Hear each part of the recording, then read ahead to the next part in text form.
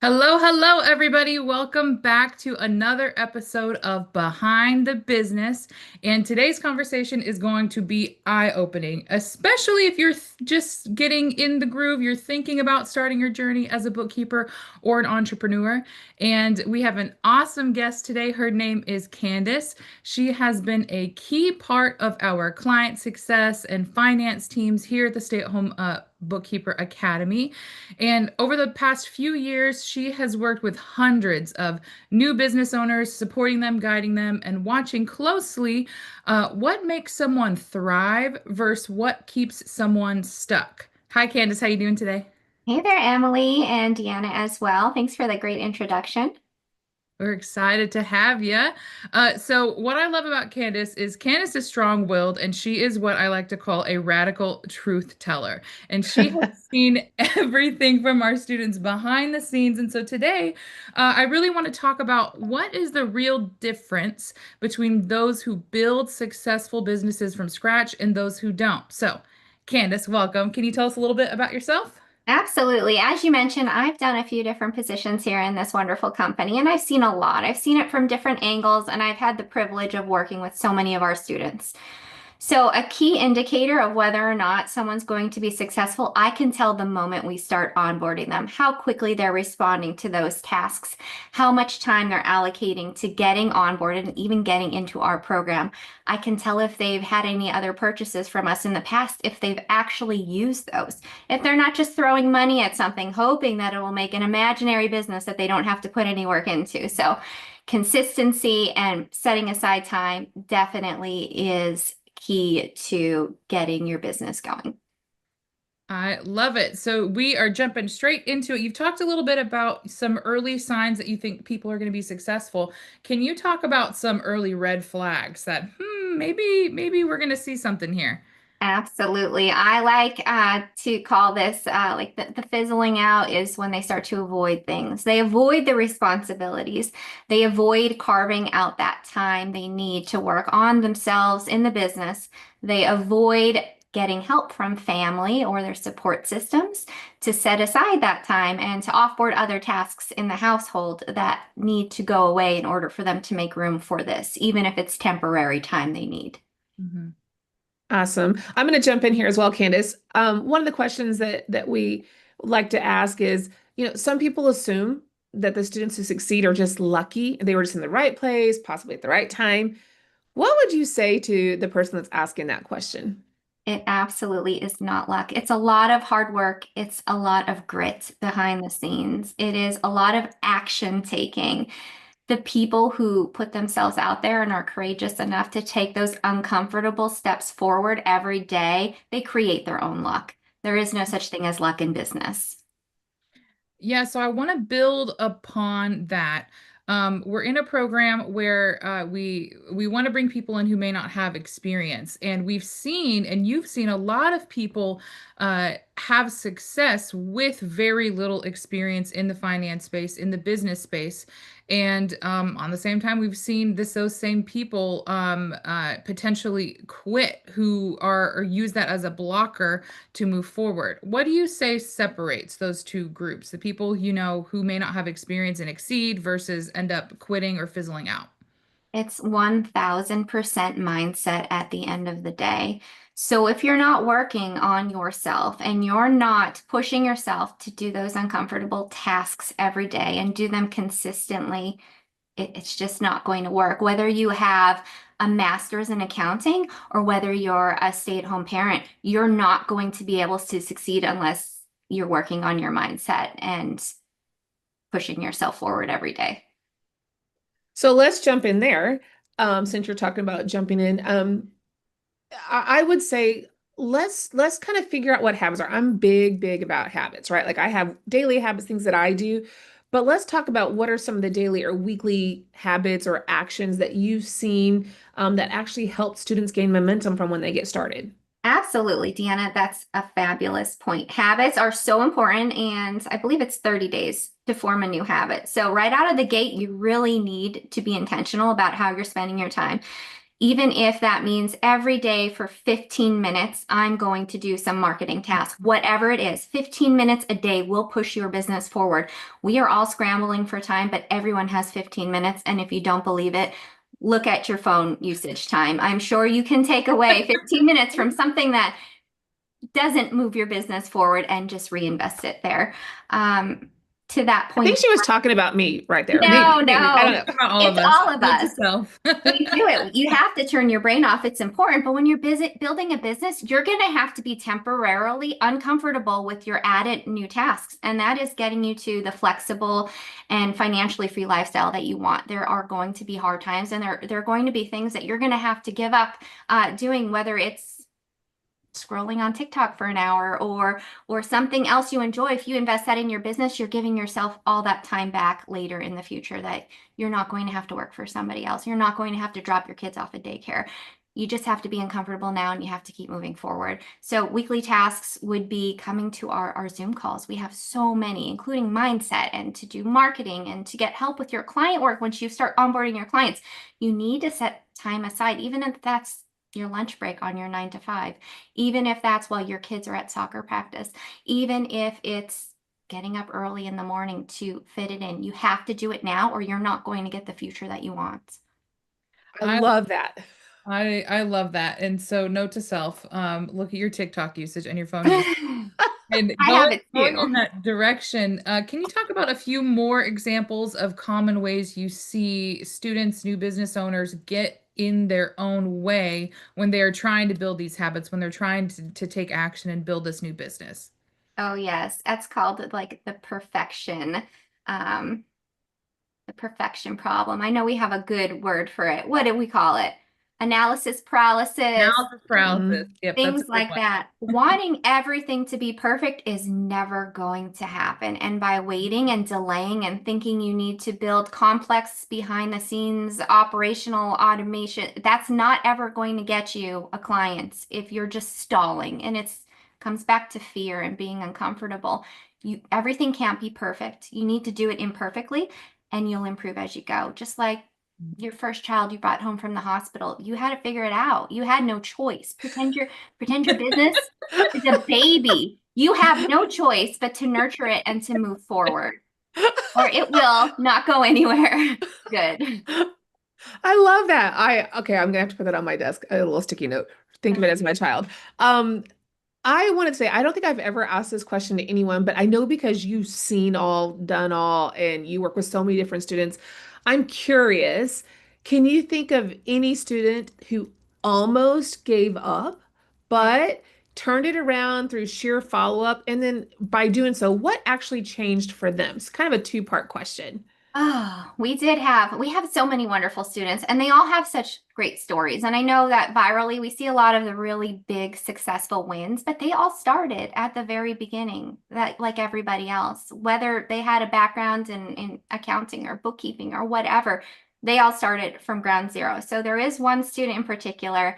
Uh, as part of our program, you do have some one-on-one accountability check-ins with our student success coordinators. And at that time, I was doing some with a student in general. And she was getting really upset that her marketing efforts weren't paying off as quickly as she'd wanted them to. So we looked at what she was doing and we made a few tweaks and just reminding her, like, hey, get to a mindset call, talk to someone about this. You're not stuck. Keep doing it. It's the snowball effect. You need to wait it out.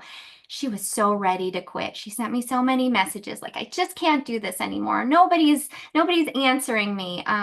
And then all of a sudden, she was so inundated with so many responses. In particular, she had started one of our emailing workshops to create referral partnerships. And she had so much business that she was already talking about hiring someone to help her.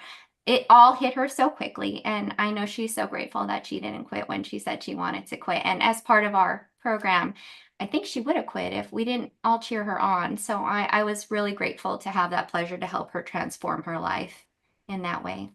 I love that. And I think you mentioned just one person, but we see that over and over and over again in the community, right? Because you can see where maybe one little thing can set off a trigger, and then the community rallies around them and just supports them and are some of the biggest cheerleaders. And it's just really fun to see that transformation and mindset of like, oh my gosh, I've got a team, hundreds of people cheering me on as I did my win today. Like I love, love, love seeing that and hearing that.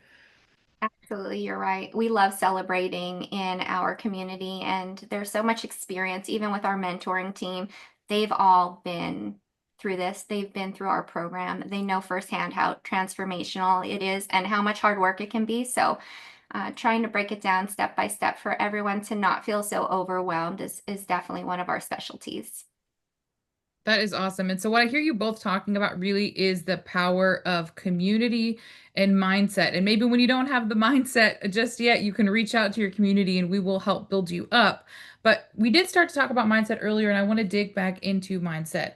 How important, Candace, would you say is your mindset versus strategy when you're building a business from scratch? We talk a lot about both of those things, but let's get into that. So, mindset strategy matters. You definitely want to have some sort of a map, but to get hung up on strategy, you're not going to go anywhere. You need your mindset to fuel it. So your mindset will be the motor and strategy is the road that you're going to drive on. So without the mindset powering the car and moving you forward, the strategy really doesn't matter at the end of the day. That's super important. I think one of the most important aspects, especially early on in your business. Being prepared for things not going exactly how you plan them to, or a rejection, and being able to jump right back in and keep moving forward and being consistent. That's so important. Okay, let's dive into that, what you just said. Things don't happen the way they anticipated, right? What happens if a student hits that rough patch or even gets stuck? What do you wish they would do first? The very first thing they should do is lean Yes. into our community.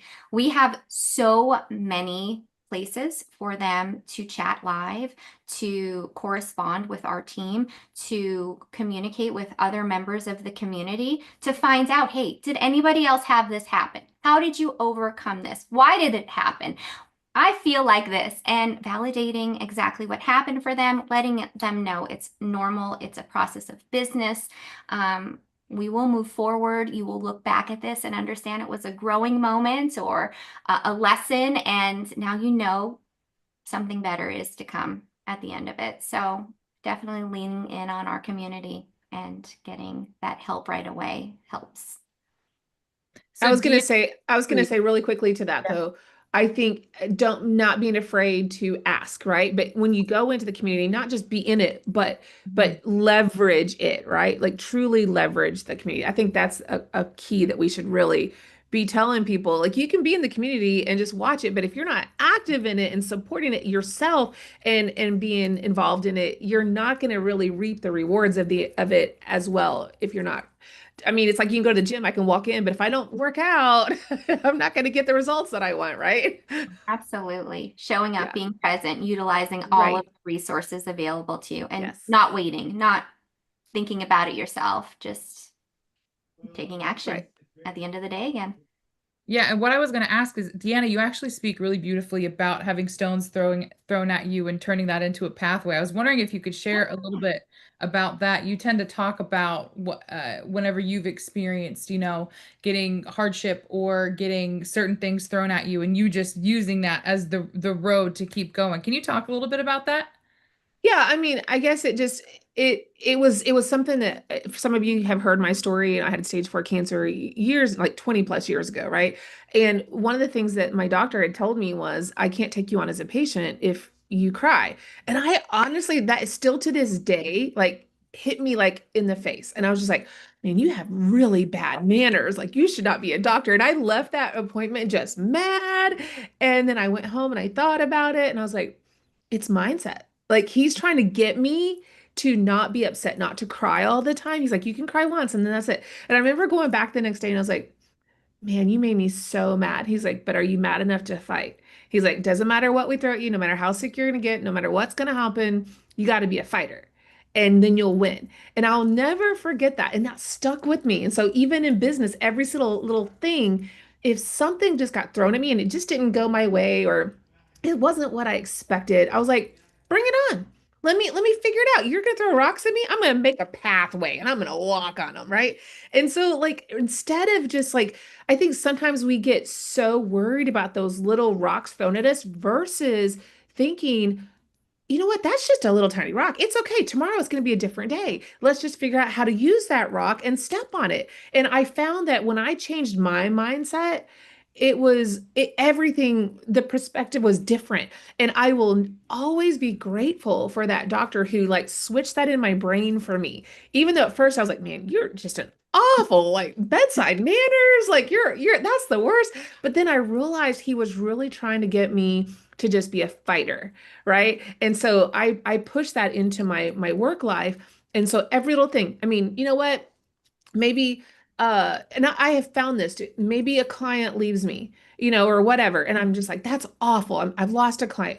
You know what? And then 3 days later, I had three clients. Like I didn't give up. I didn't stop. I didn't dwell on the negative. I just was like, okay, well, I didn't need that client. I'm going to work harder and go get another one, or I'm going to do this, or I'm going to do that. And so I was like, bring it on. Come on, bring on those rocks. And so I think it's just we talk about mindset a lot in our community, but it truly is because you've got someone to lean, you've got other people to lean on. You've got, for me, it was like during that time, it was like I had a doctor I could go to and he was my cheerleader. And here in the academy, we got hundreds of people that are your cheerleaders, right? So one little thing, don't let that discourage you because those are just little baby rocks. And those are just going to put in your pathway and you're just going to walk all over them. So when I say that, if you ever hear me say that, it's just because I'm like, throw them at me. Come on. Is that what you got? That's what I try to tell people. That I is just, that's always so powerful to hear you talk about that. And I think something that people may not understand with mindset and community is you're not always just going to wake up one day and feel this mindset, right? And that's the important part about having that community. In your example, Deanna, having that doctor who to like communicate that to you and say, this is the mindset you need to have.